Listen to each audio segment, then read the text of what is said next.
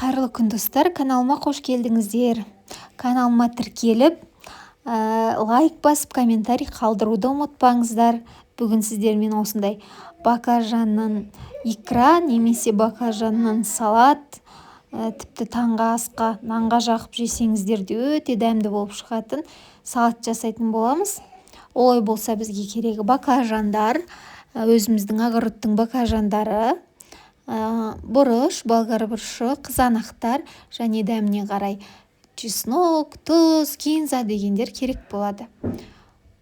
Одан кейін қызанағымызды ыстық суға салып қоямыз, қабығы аршылу үшін. Және де баклажанымызды осылай 4 бұрышты етіп тураймыз. Қатты үлкен болып кетпеу керек, қатты кішкентай болып кетпеу керек. Үстінен бір ас қасық тұз салып, дайын болғанша жақсылап араластырып қоямыз. Баклажанымызды саламыз дегенше өзінің суы шығып, қышқыл дәмі кетіп тұратын болады.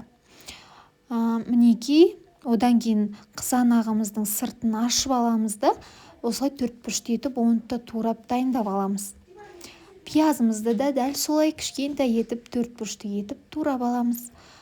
Майымызды қыздырып, сұйық майды аямаңыздар, көбірек қосыңыздар. Одан кейін пиязымызды салып, қызарғанша қуырып аламыз. Қызарғанша қуырғанымызға бізге бір 20-25 минут уақыт кетеді. Пештеріңіздің астын баспайсыздар, ең көп отына қойып, осылай жақсылап қуырып аласыздар. Бұл жерде көкөністердің барлығы жақсы қуырылса, қыста жақсы сақталып тұрады, ешқандай атылу болмайды. 25 минут өткеннен кейін жаңағы пиязымыздың үстіне қызанағымызды қосып, оны да майда жақсылап қуырып алатын боламыз.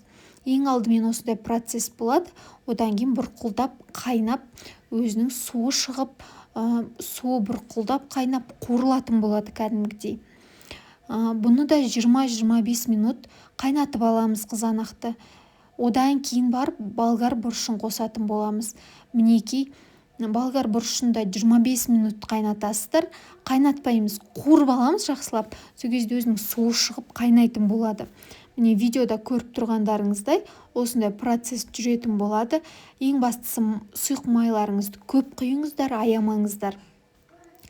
Бүкіл жаңа көкөністердің барлығын жақсы қуырып алған сайын өте дәмді болып, сенімді болып шығады. Одан кейін баклажандарыңыз сығып, оны да салып қуырасыздар. Баклажанды салғаннан кейін мен 40 минут осылай қуырып алдым. Өзінің суы шығып, ол да осылай бұрқылдап қайнайды. Сонда барлығына 1-2 сағаттай уақыт кетеді ғой. Міне баклажанымыз 40 минут қуырылып қайнағаннан кейін барып үстіне ұсақтап туралған сарымсақ пен кинзаны қосамыз. Дәміне қарай тұз қосасыздар. Тұздың дәмін міндетті түрде көріп тұрыңыздар. Қара бұрыш, паприка қосыңыздар. Одан кейін 3 ас қасық құмшекер қосасыздар. Құмшекерді ұмытпаңыздар. Сол кезде баклажанның дәмі керемет болып шығып, осылай салаттарыңыз өте дәмді болып шығады.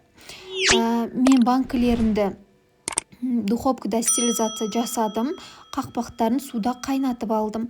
Осылай құйып, бәрін дайындап алдым. Өте дәмді шықты. Сіздер де жасап көріңіздер, өкінбейсіздер. Өте жақсы сақталып тұратын салат.